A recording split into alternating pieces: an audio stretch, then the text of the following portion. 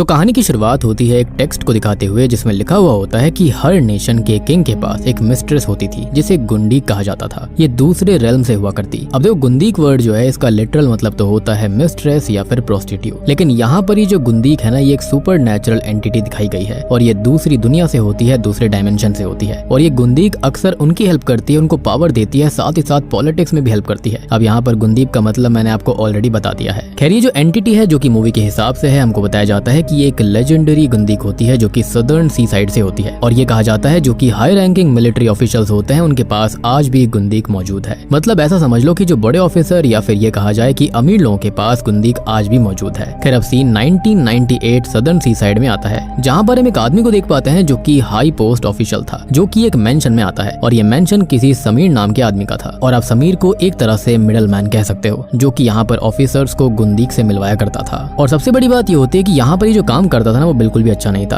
और इसके बारे में आगे आपको खुद ही समझ में आ जाएगा कि आखिर ऐसा क्यों है। अब यहाँ पर ये जो ऑफिसर होता है वो अपने साथ एक छोटे से संदूक को और एक बक्से को लेकर आया था। वो बैठकर समीर से बात करता है, जिसके बाद वो समीर को वो संदूक दिखाता है। संदूक के अंदर काफी सारा सोना था जिसको देखकर समीर खुश हो जाता है। जिसके बाद वो उसको ये कहता है कि उसकी ऑफरिंग कहाँ पर है। तब वो उस बड़े से बक्से की तरफ इशारा करता है कि ये रही ऑफरिंग। खैर अब समीर उससे कहता है कि वो जनरल जल्दी ही बन जाएगा। मतलब यहाँ पर जो ऑफिसर था उसको जनरल बनना था और उसके लिए वो यहाँ पर आया था। अब वो जनरल कैसे बनेगा? तो समीर ऑफिसर से ये कहता है कि अब वो अंदर गुंडीक से मिलने जा सकता है और अब वो जो भी देखेगा उसे देखकर वो बिल्कुल न डरे। खैर ऑफिसर अंदर जाने लगता है कि तभी उसको वहाँ पर एक बहुत ही बड़ा सा सांप दिखाई देता है, जिसको देखकर वो डर तो रहा था, लेकिन फाइनली वो गुंडीक के रूम तक पहुंच जाता है। रूम में आकर वो गुंडीक के बेड पर बैठ गया था और तब गुंडीक वहाँ पर आती है। सबसे पहले तो वो उसके सामने उसका लाया हुआ सोना खा लेती है। जी हाँ, खा लेती है और फिर उसके हाथ पर कट लगाकर उसके खून की कुछ बूंदों को इकट्ठा करके उसे ऑयल के साथ पी लेती है। ये सब देखकर ऑफिसर को काफी डर लग रहा था, लेकिन उसे जनरल बनना था तो ये सब उसे करना ही था। इसके बाद गुंडीक एक कपड़ा ऑफिसर की आंख पर बांधकर उसके ऊपर चढ़ जाती है। अब दूसरी ओर हम देखते हैं कि जो ऑफरिंग ऑफिसर लेकर आया था, यहाँ पर समीर उस बच्चे को जान से मार डालता है। जी हाँ, यानी कि ऑफरिंग के रूप में एक बच्चा दिया गया था और उसका खून पाइप से होते हुए गुंडीक के ऊपर गिर जाता है और यहीं पर अब ये सीन कट हो गया था। तो बेसिकली जो ऑफिसर था उसको जनरल बनना था और इसलिए वो गुंडीक यानी कि सुपर नेचुरल एंटिटी के पास आया। और यहाँ पर ये जो गुंडीक है वो कोई आम मिस्ट्रेस नहीं थी, बल्कि एक सुपर नेचुरल बीइंग है या फिर एंटिटी है जो कि ऑफरिंग के बदले में लोगों को वो सारी चीजें देती है जिसकी लोग चाह रखते हैं। तो उम्मीद है कि अब आपको थोड़ा बहुत प्लॉट क्लियर हो रहा होगा। खैर इसके बाद में सीन सीधा हावा इंडोनेशिया 2003 में आता है, जहाँ पर हम एक आदमी ओस्मान को जेल में देख पाते हैं और आज ओस्मान को जेल से छोड़ा जा रहा था। वैसे तो उसकी सजा 12 साल की थी, लेकिन उसके अच्छे बर्ताव के चलते उसकी सजा को 6 साल कम कर दिया गया था। इसके बाद ओस्मान बाहर आता है, जहाँ पर उसकी बेटी मैरी उसे कैंप में लेने आई हुई थी। उसे देखकर वो काफी खुश होता है, लेकिन जैसे ही वो बाहर आती है उसकी खुशी उसके चेहरे से उतर गई थी क्योंकि उसकी बेटी अब प्रेग्नेंट थी। अब ये सब देखकर उसे गहरा सदमा लगता है क्योंकि उसे ये बात तक नहीं पता थी कि उसकी बेटी को प्रेग्नेंट किया किसने। अब तभी उसकी बेटी अपने लवर को बुलाती है जो कि कोई और नहीं बल्कि उसी कैब का ड्राइवर इब्राहिम था जिसके अंदर वो बैठकर आई थी। ये देखकर ओस्मान के पैरों तले जमीन खिसक गई थी क्योंकि वो नहीं चाहता था कि उसकी बेटी किसी कैब ड्राइवर या फिर किसी ऐसे से प्यार करे जो कि इस तरह का हो। लेकिन अब क्या ही हो सकता था, लेकिन ओस्मान अभी भी इस बात को एक्सेप्ट करने के लिए तैयार नहीं था। वो लोग घर जाकर लंच करते हैं, जहाँ पर लंच करते टाइम ओस्मान ये कहता है कि इस्लाम में शादी के लिए किसी गार्डियन का होना जरूरी है और वो तो जेल में था तो ये शादी बेसिकली वॉइड है, अमान्य है। ये सुनकर मैरी बताती है कि शादी के वक्त उसके साथ में रेजा अंकल थे जो कि मैरी की माँ का भाई है। खैर अब यहाँ पर इब्राहिम भी ओस्मान को डैड कहकर बुलाता है और तब ओस्मान उसे उसको डैड बुलाने से मना कर देता है क्योंकि उसने उसे एक्सेप्ट नहीं किया था। इसके बाद हम एक फ्लैशबैक देख पाते हैं जहाँ पर हमको ये पता चलता है कि कुछ बदमाशों ने ओस्मान की बीवी को खत्म कर दिया था और उन्हीं बदमाशों से बदला लेने के लिए ओस्मान ने उन लोगों को खत्म कर दिया और इसी के कारण जेल गया था। खैर अगले दिन ओस्मान, मैरी और इब्राहिम दोबारा साथ में खाना खाने बैठते हैं, जिसके बाद में इब्राहिम की माँ का कॉल वहाँ पर आता है जो कि इब्राहिम को उसके पिता की तबीयत के बारे में बताती है जो कि काफी सीरियस थी। ये सुनकर इब्राहिम हॉस्पिटल के लिए तुरंत ही निकल जाता है। अब हमको ये पता चलता है कि इब्राहिम के पिता जो थे वो काफी समय से बीमार थे और अब उनकी आखिरी सांसें चल रही थी। खैर अब इब्राहिम के जाने के बाद में ओस्मान मैरी से इब्राहिम के पिता के बारे में पूछताछ करते हैं कि उसके पिता क्या करते थे। तब वो ये बताती है कि उसके पिता भी ओस्मान के जैसे ही क्रिमिनल थे, वो चोर थे और यहाँ पर हमको ये पता चलता है कि ओस्मान भी चोरी ही किया करता था। दूसरी ओर इब्राहिम हॉस्पिटल जाता है जहाँ से उसको पता चलता है कि उसके पिता के ऑर्गन्स ने काम करना बंद कर दिया है और वो बहुत ही जल्दी खत्म हो जाएंगे, यानी कि मल्टीपल ऑर्गन फेलियर उनको हो सकता है। डॉक्टर्स ने भी जवाब दे दिया था कि वो उसे बचाने के लिए अब कुछ नहीं कर सकते। अब इसलिए ही इब्राहिम की माँ ये चाहती थी कि जब कुछ हो ही नहीं सकता तो वो अपने पति को घर पर लेकर जाए, क्योंकि यहाँ पर हॉस्पिटल में वैसे भी बिल जो था वो दिन प्रतिदिन बढ़ता जा रहा था। दूसरी तरफ मैरी को दर्द होने लगता है और ओस्मान उसको संभालता है, एक चेयर पर बैठा देता है। अब यहाँ उसकी बेटी उसे सी सेक्शन करवाने के लिए कहती है, लेकिन ओस्मान के पास इतने पैसे ही नहीं थे। इसी बीच उसे एक कॉल आता है जो कि टोनी नाम के व्यक्ति का था। टोनी वही शख्स है जो कि ओस्मान को इल्लीगल वर्क जैसे चोरी चकारी का काम दिया करता था। अब टोनी यहाँ पर उसको ऑतो कहकर बुला रहा था। दरअसल यहाँ पर इन सभी के अलग नाम थे जो कि उनके असल में कोड नेम्स होते हैं, ताकि कॉल रिकॉर्डिंग हो भी जाए तो रियल नेम किसी का बाहर ना आ पाए। खैर टोनी के पास एक मस्त ऑफर था जिसमें उसे न्याई नाम की लेडी के मेंशन में चोरी करनी थी, और ये न्याई असल में वही गुंदीक है जो कि शुरुआत में दिखाई गई, और असल में उसी के मेंशन के अंदर उनको चोरी करनी होगी। टोनी उसे बताता है कि उसने सुना है कि वहाँ पर बहुत सारी ज्वेलरी और गोल्ड भी है और उन्हें वही चुरा कर लाना होगा, लेकिन ये काम वो अकेला नहीं कर सकता, तो उसके साथ और भी लोग होंगे जिनके नाम होंगे सऊद, फारसी और सूर्या। अब ये सब ओस्मान के ही पुराने दोस्त हैं, प्लस उसके इलीगल काम के साथी भी हैं, जिसके लिए ओस्मान काम के लिए राजी हो गया था क्योंकि उसे अपनी बेटी का सी सेक्शन करवाना था। जिसके बाद ओस्मान निकल जाता है सभी लोगों को रेडी करने के लिए। सबसे पहले वो सऊद के पास जाता है जो कि पहले से अपनी बीवी से झगड़ा कर रहा था, लेकिन जैसे ही ओस्मान उसके पास आया तो वो बहुत ही खुश हो जाता है क्योंकि वो उससे कई दिनों बाद मिला था। वो उसे काम के लिए कहता है और सऊद काम के लिए राजी हो गया था। जिसके बाद वो लोग फारसी के घर पर जाते हैं जो कि कोई और नहीं बल्कि रेजा ही होता है। जी हाँ, रेजा का कुछ लोग पीट रहे थे क्योंकि रेजा ने उनके दिए हुए पैसे लौटाए नहीं थे, लेकिन तभी वहाँ पर ओस्मान और सऊद आकर उसको बचा लेते हैं। अब दूसरी ओर हम इब्राहिम और उसकी माँ को देख पाते हैं, जहाँ पर इब्राहिम की माँ उसे ये बताती है कि उसके पिता अभी खत्म नहीं हो सकते क्योंकि वो काफी दर्द में हैं और वो तभी खत्म होंगे जब उसके पिता उसकी एक संपत्ति जो कि एक बक्सा है वो इब्राहिम को दे देंगे, और जैसे ही वो उस संपत्ति को इब्राहिम के नाम कर देंगे वैसे ही वो खत्म हो जाएंगे। इब्राहिम अब उस बक्से को अपने पिता के सामानों में ढूंढने जाता है, लेकिन तभी उसको एक परछाई दिखती है जो कि एकदम से उसके सामने आ गई थी, जिसे महसूस करके वो थोड़ा सा डर गया था, लेकिन वो अभी भी आगे बढ़ता है और उसे उसके पिता की वो चीज मिलती है जो कि एक ऑब्जेक्ट थी। इब्राहिम उस ऑब्जेक्ट को उठाने जाता है, लेकिन तभी उसके सामने एक पोचोंग में लिप्टी स्पिरिट आती है, जिसे देखकर वो काफी डर गया था। और लिप्टी क्या कहेंगे, यहाँ पर वो पोचोंग ही था, लेकिन वो स्पिरिट गायब हो जाती है। अब अचानक से वहाँ पर एक बक्सा प्रकट हो चुका था और वो उसको हाथ में लेता है, जिसके अंदर एक किताब थी जिसके अंदर काफी सारे एन्चेंटिंग मंत्र वगैरह लिखे गए थे, क्योंकि इब्राहिम के पिता एक शेमन हुआ करते थे। अब यहाँ पर इब्राहिम अपने पिता की संपत्ति को एक्सेप्ट कर लेता है और उसके एक्सेप्ट करते ही उसके पिता खत्म हो जाते हैं। खैर अब दूसरी ओर हम सऊद और ओस्मान को देखते हैं जो कि रेजा से बात कर रहे थे कि उन्हें ऑलरेडी पता है उस मेंशन के बारे में कि वहाँ पर कुछ बुरी चीजें होती हैं। तब रेजा उनसे ये कहता है कि सूर्या उनके काम आएगा क्योंकि वो एक शेमन है, और यहाँ पर रेजा भी यही कहता है कि सूर्या कभी भी मर नहीं सकता क्योंकि वो काफी शक्तिशाली है। लेकिन उसके घर जाकर उनको पता चलता है कि सूर्या तो ऑलरेडी खत्म हो चुका है, और मैं आपको ये बताना चाहूंगा कि सूर्या कोई और नहीं बल्कि वही तो इब्राहिम के पिता थे, और इस बारे में ओस्मान को अब पता चला है। यहाँ पर ओस्मान इब्राहिम से पूछता है कि उसने उसकी बेटी से शादी क्यों की। तब इब्राहिम बताता है कि उसके पिता ने उसे ऐसा करने के लिए कहा था कि वो उसके दोस्तों की फैमिली का ध्यान रखे, और उसने वही किया, लेकिन इसी बीच उसे मैरी से प्यार हो गया था। अब ये सुनकर ओस्मान को थोड़ा सा अच्छा लगता है, लेकिन यहाँ पर बात ये थी कि ओस्मान के बारे में आज तक मैरी ने इब्राहिम को नहीं बताया था कि ओस्मान चोर है, लेकिन ये बात उसको ऑलरेडी पता थी कि ओस्मान चोरी करता है क्योंकि वो उसके पिता के साथ ही तो काम करता था। खैर अब यहाँ पर ये बातें ज्यादा मैटर नहीं करती थी, और इस बात से मेरा मतलब ये है कि यहाँ पर इब्राहिम मैरी को सच्चे दिल से प्यार करता था और इसलिए उसने कभी उसे जज नहीं किया। खैर अब ये लोग यहाँ पर इब्राहिम को अपने इस हाइस्ट के अंदर शामिल कर लेते हैं।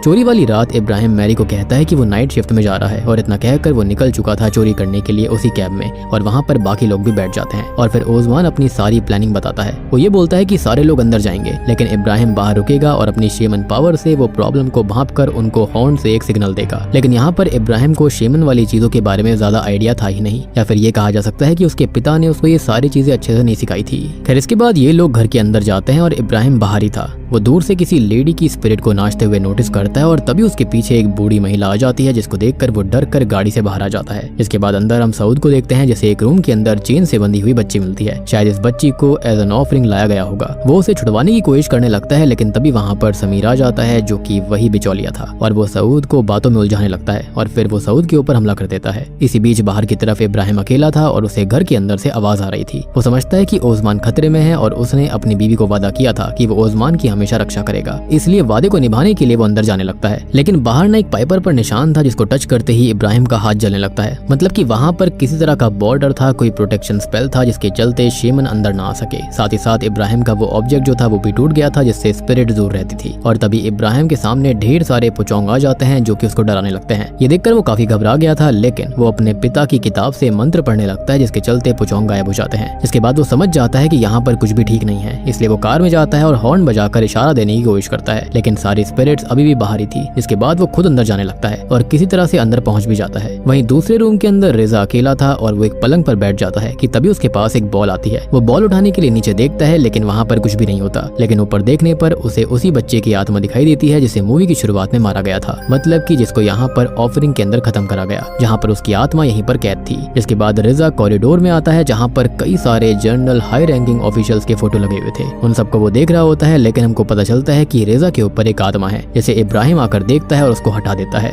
अब दूसरी तरफ सऊद जो होता है वो समीर को ओस्मान के सामने लेकर आता है और उसे पीडोफाइल बताता है, क्योंकि सऊद के हिसाब से ये उस बच्ची पर गंदी नजर डालकर बैठा हुआ था और अब्यूज कर रहा था। खैर यहाँ पर रेजा और इब्राहिम भी आते हैं और वो लोग समीर से गोल्ड के बारे में पूछने लगते हैं। इसके बाद वो उससे मिस्ट्रेस यानी कि गुंदीक के बारे में पूछते हैं, लेकिन वो ये कहता है कि वो गलत टाइम पर गलत जगह मौजूद है, गुंदीक सो रही है। समीर ये बताता है कि गुंदीक कुछ दिन और कुछ रातें अभी और सोएगी और अगर वो अभी जाग गई तो सब खत्म हो जाएंगे। मेनवाइल हम गुंदीक को देखते हैं जो कि आधी सांप होती है और वो एक बड़े से बाथटब में सो रही थी। इधर समीर के कुछ न बताने पर ओस्मान की नजर एक बड़ी सी पेंटिंग पर पड़ती है जो कि गुंदीक की थी। अब उस पेंटिंग को छूने के बाद वहाँ एक बटन मिलता है जिसको दबाते ही वो बड़ी सी पेंटिंग जो कि एक दरवाजा होती है वो खुल जाती है, यानी कि एक सीक्रेट डोरवे था। और इसी बीच समीर उन सबको मारकर वहाँ से भागने लगता है, लेकिन उनमें से किसी को ज्यादा चोट नहीं आई थी, इसलिए वो उस दरवाजे के अंदर चले जाते हैं और उस दरवाजे के अंदर एक खंडर बना हुआ था और वो सभी लोग वहाँ से होते हुए गुंदीक के रूम में पहुंच गए थे, जहाँ पर वो ऑलरेडी सोई हुई थी। उसे देखकर वो डर जाते हैं, लेकिन वहाँ पर सोना भी मौजूद था। जैसा कि आपको याद होगा कि वो सोने को खाती थी, इसलिए वो सोना इकट्ठा करने लगते हैं और वहाँ से जाने लगते हैं। लेकिन दूसरी तरफ समीर रिचुअल करता है और गुंदीक जाग जाती है, लेकिन इतने में वो लोग सोना लेकर उस खंडर से बाहर निकल आए थे और अब वो लोग इजीली वहाँ से भाग सकते थे। लेकिन सऊद उस बच्ची को भी बचाना चाहता था, लेकिन ओस्मान उसे मना करने लगता है, लेकिन स्टिल वो उसे बचाने जाता है। जिसके बाद ओस्मान भी सऊद के पीछे चला गया था, लेकिन जाने से पहले वो इब्राहिम को वहाँ से जाने के लिए बोल देता है और ये भी कहता है कि वो किसी मौलवी से अपनी शादी करवा ले मैरी के साथ में, क्योंकि पहले वाली शादी वॉइड थी जो कि रीति रिवाज के साथ ही होनी चाहिए। ये सुनकर इब्राहिम को अच्छा तो लगता है, क्योंकि फाइनली ओस्मान ने उसको एक्सेप्ट कर लिया था। इसके बाद इब्राहिम और रेजा बाहर आकर उनका इंतजार करने लगते हैं। तभी दूसरी तरफ सऊद देखता है कि वो बच्ची वहाँ से गायब है। ये देखकर दोनों सोच में पड़ गए थे कि वो कहाँ गई। बाहर ज्यादा देर होने पर इब्राहिम दोबारा अंदर चला गया था उनको देखने के लिए, लेकिन इसका फायदा उठाकर रेजा अकेले ही कैब लेकर वहाँ से जाने लगता है। लेकिन कैब का स्टीयरिंग व्हील इब्राहिम अपने साथ ले गया था ताकि रेजा वहाँ से ना चला जाए, क्योंकि ऑब्वियस ही बात है कि ये सभी चोर थे और चोरों की नीयत सही नहीं होती। ये बात वो सब पहले से जानते थे। अब ये देखकर रेजा भी अंदर जाता है और अंदर जाकर वो इब्राहिम से मिलता है और इब्राहिम और रेजा बाकियों से मिलते हैं। वो लोग वहाँ से जाने ही वाले थे, लेकिन तभी गुंदीक उनके सामने आकर नाचने लगती है और तभी अचानक से लाइट्स भी चली जाती है। अब ये गुंदीक जो होती है वो पूरी तरह से सांप बन गई थी और उसको देखकर वो लोग डर जाते हैं और भागने लगते हैं, लेकिन वो बार बार एक ही जगह पर आ रहे थे, यानी कि वो एक लूप में फंस गए थे। लाइट्स ऑन होने पर गुंदीक उनके सामने थी। अब वो उन तीनों चोरों को राजा कहती है, लेकिन इब्राहिम को कहती है कि वो राजा नहीं है। यहाँ गुंदीक का मतलब साफ था कि वो उन लोगों को मारने वाली है, लेकिन सऊद जो होता है वो उस पर खतरनाक गोलियां चलाने लगता है, जिससे कि गुंदीक को तो कुछ नहीं होता, लेकिन उल्टा वो फ्रस्ट्रेट होकर उसका ही गला काट डालती है और उसका खून पी लेती है। ये देखकर सभी डर के मारे वहाँ से भागते हैं और छुप जाते हैं। इब्राहिम एक वार्डरोब के अंदर छुप गया था, जहाँ पर वो गुंदीक को देखता है जो कि आधी सांप थी। वो तो उसे देख ही रहा था कि तभी उसके सामने एक पुचोंग स्पिरिट आ जाती है, जिसको देखकर इब्राहिम डर गया था, लेकिन वो अपने आप पर काबू रखता है। लेकिन इब्राहिम को दो हाथ पीछे से निकलकर पकड़ लेते हैं। अब दूसरी ओर घर पर हम मैरी को देखते हैं, जिसे अपने पिता और पति की फिक्र सता रही थी। अब वो कैब कंपनी में कॉल करके पूछती है, तब उसको शॉकिंगली पता चलता है कि इब्राहिम तो किसी भी नाइट शिफ्ट पर गया ही नहीं है। और तब उसको एक आइडिया आता है। वो उस डायरी के पिछले पन्ने पर पेंसिल घिसती है, जिस पर इब्राहिम ने उस मेंशन का एड्रेस लिखा था। यहाँ पर उसे एड्रेस मिल जाता है और दूसरी तरफ ओस्मान और रेजा छुपने की कोशिश कर रहे थे, लेकिन समीर उन दोनों को पकड़ लेता है। जिसके बाद इधर इब्राहिम को एक सपना आता है, जिसके अंदर इब्राहिम बीच पर होता है, जहाँ पर बीच पर गुंदीक भी थी। गुंदीक का मोह इब्राहिम पर आ चुका था और वो इब्राहिम को चाहती थी। वो इब्राहिम को कहती है कि वो बाकियों से अलग है और यहाँ पर वो उसे किस करती है, लेकिन असल में ये इब्राहिम का सपना था। जब वो जागता है तब वो उस बच्ची को अपने सामने देखता है, जिसे पहले सऊद ने देखा था, और वो उससे पूछता है कि क्या वो ठीक है। तब वो बच्ची कहती है कि गुंदीक और बाकियों ने उसके परिवार को मार दिया, उन्होंने उसे किडनैप किया और फिर अब्यूज भी किया। तब इब्राहिम उसे कहता है कि वो उसके साथ चले और वो उसको संभाल लेगा। अब ये सुनकर वो बच्ची ये कहती है कि सब उससे यही बोलते हैं, लेकिन कोई भी अपना वादा नहीं निभाता। अब यहाँ वो बच्ची शॉकिंगली अपने सर से विग हटाती है और हमको पता चलता है कि ये लड़की नहीं है बल्कि एक लड़का है, जिसे लड़की बनाकर रखा गया था, या फिर वो खुद लड़की बना हुआ था, क्योंकि लड़कों और मेल बच्चों का ब्लड गुंदीक को चाहिए होता है। और यहाँ पर बच्चा ये बताता है कि उसी ने ये सब प्लान किया था और उसने ये हाइस्ट यानी कि ये चोरी प्लानिंग करी थी और उसने ही टोनी को कॉल किया और इस चोरी में उसने उन्हीं को बुलाया था जो कि मिस्टिकल फ्राइडे को पैदा हुए थे और यहीं पर मिस्टिकल फ्राइडे को पैदा हुए लोग ही उस गुंदीक को मार सकते थे। तो बेसिकली इस बच्चे ने उन्हें यहाँ पर टोनी से कहकर बुलवाया था ताकि वो बच्चा उस गुंदीक को मार पाए। अब मैं इस प्लानिंग के बारे में आपको और डिटेल में समझाता हूँ। तो पूरी चोरी का प्लान जो था वो इसी बच्चे का था और यहाँ पर 4 स्पेशल लोगों को लाया जाएगा जो कि मिस्टिकल फ्राइडे यानी कि खास फ्राइडे को पैदा हुए होंगे, लेकिन इब्राहिम इनमें से नहीं था। इसलिए गुंदीक ने कहा था कि वो स्पेशल नहीं है और इसलिए गुंदीक ने उसे किंग नहीं बुलाया था। यहाँ पर वो गलती से आ गया था, लेकिन जो 4 लोग थे उन्हें यहाँ पर आना था, लेकिन 3 ही आए थे क्योंकि चौथा सूर्या खुद होने वाला था, लेकिन उसकी मौत ऑलरेडी हो चुकी थी। फिर भी यहाँ पर 3 लोग आए जिनमें रेजा, सऊद और ओस्मान शामिल थे और ऐसा हवा कल्चर के अंदर माना जाता है जो लोग मिस्टिकल फ्राइडे के दिन पैदा होते हैं वो किंग्स री इनकारनेटेड होते हैं और आज वही दिन था। लेकिन अगर उन मिस्टिकल लोगों का खून गुंदीक के हाथों चढ़ गया तो वो और ज्यादा शक्तिशाली हो जाएगी। लेकिन अगर ऐसा है तो इस बच्चे ने उन्हें क्यों बुलाया? क्योंकि वो तो गुंदीक को मारना चाहता था, ना कि उसे और शक्तिशाली बनाना चाहता था। यानी कि कहानी यहाँ पर सुलझने की जगह और भी ज्यादा उलझ गई थी। खैर अब यहाँ पर वो बच्चा अपनी एक आंख को फोड़ लेता है और इब्राहिम को कहता है कि वो उसे उस बाथटब में ले जाए जहाँ पर गुंदीक सोती है और ब्लड से नहाती है, जिसके बाद गुंदीक हमेशा के लिए खत्म हो जाएगी। इब्राहिम उसकी बातों में आ जाता है और वो ऐसा ही करता है। वो उसे वहाँ पर लेकर जाता है और दूसरी ओर गुंदीक बंधे हुए रेजा और ओस्मान के पास थी। वो उन दोनों को ये बताती है कि उनका खून उसके लिए बहुत ही ज्यादा प्रेशियस है। और यहाँ पर समीर भी होता है जो कि गुंदीक के इशारों पर सबसे पहले रेजा को मारने लगता है। यहाँ पर रेजा अब खत्म हो चुका था, लेकिन इसी बीच ओस्मान खुद को छुड़वा लेता है और गुंदीक पर गोली चलाने लगता है, लेकिन गोली का उस पर कोई असर नहीं हो रहा था। जिसके बाद वो समीर को मार डालता है और ये देखकर गुंदीक को काफी धक्का लगता है क्योंकि समीर उसके लिए सब कुछ था। बेसिकली वही उसका सेवक था, मिडल मैन था। लेकिन इस ड्रामे के बीच ओस्मान वहाँ से भाग जाता है। अब दूसरी ओर इब्राहिम उस बच्चे को उस बाथटब में रखता है कि तभी उसकी नजर वहाँ पर रखे हुए लाल कपड़े पर पड़ती है जिसके अंदर किसी को कवर करा गया था। अब लाल कपड़ा हटाने पर उसे वही बूढ़ी लेडी मिलती है जिसको उसने पहले देखा था जब वो टैक्सी के अंदर था। अब ये देखकर इब्राहिम उससे उसके बारे में पूछता है, तब वो ये बताती है कि वो है असली गुंदीक जिसका नाम है न्यायी, और जो गुंदीक जिसको हम बहुत देर से देखते आ रहे थे वो कोई दूसरी है, लेकिन जो बंधक में है वो असली सुप्रीम गुंदीक है जिसे दूसरी गुंदीक ने धोखा देकर यहाँ पर कैद करा हुआ है। और असली गुंदीक यानी कि यही बूढ़ी लेडी बताती है कि जो खून से गुंदीक नहाती है वो असली गुंदीक के शरीर से होते हुए गुजरता है और फिर दूसरी गुंदीक के ऊपर जाता है, क्योंकि वो जो नई वाली गुंदीक है जो कि अब तक सबको मार रही थी उसको शक्तिशाली बने रहने के लिए असली गुंदीक यानी कि इसी बूढ़ी वाली गुंदीक का खून चाहिए होता है। अब यहाँ पर ये जो रियल गुंदीक होती है वो लीवर को खींचने के लिए कहती है और इब्राहिम लीवर खींच देता है और सारा का सारा खून उस बच्चे पर गिरता है और वो पूरा ब्लड से कवर हो चुका था। दूसरी ओर नकली गुंदीक ओस्मान के अंदर अपने नाखून घुसाकर उसे जान से मार डालती है। इसी बीच बाहर मैरी भी पहुंच गई थी जो कि दूसरी कैब से आई थी। वो कैब ड्राइवर को बाहर इंतजार करने के लिए कहती है, लेकिन कैब ड्राइवर को वहाँ एक स्पिरिट दिख जाती है जिसको देखकर वो डर के मारे वहाँ से भाग जाता है। इधर ये बूढ़ी गुंदीक ये कहती है कि उसे उसके खून की जरूरत है और इतना कहकर वो इब्राहिम को अपनी फोर्स से धक्का देती है जिससे कि इब्राहिम को चोट लग गई थी और उसके कुछ खून की बूंदें बाथटब में गिर जाती है। और अब सामने आता है डिस्ट्रक्शन का प्रतीक यानी कि वन आइड क्रीचर, जो कि वही बच्चा था जो कि अब खतरनाक क्रीचर बन चुका था जिसकी एक आंख थी और वो असली गुंदीक का बेटा होता है। जी हाँ, और यहाँ पर हमको अब सारी चीजें समझ में आ जाती हैं कि वो बच्चा जो था वो असली गुंदीक का बेटा था, लेकिन वो असल में बहुत ही शक्तिशाली था। लेकिन उसकी पावर्स को अनलॉक करने के लिए उसे स्पेशल मिस्टिकल फ्राइडे को पैदा हुए लोगों का खून चाहिए था और साथ ही साथ उसे इब्राहिम का भी खून चाहिए था, क्योंकि इब्राहिम असल में मिस्टिकल सैटरडे को पैदा हुआ था जो कि काफी खास और पावरफुल लोगों की गिनती में आते हैं। लेकिन यहाँ ये जो क्रीचर होता है वो और भी ज्यादा शक्तिशाली था।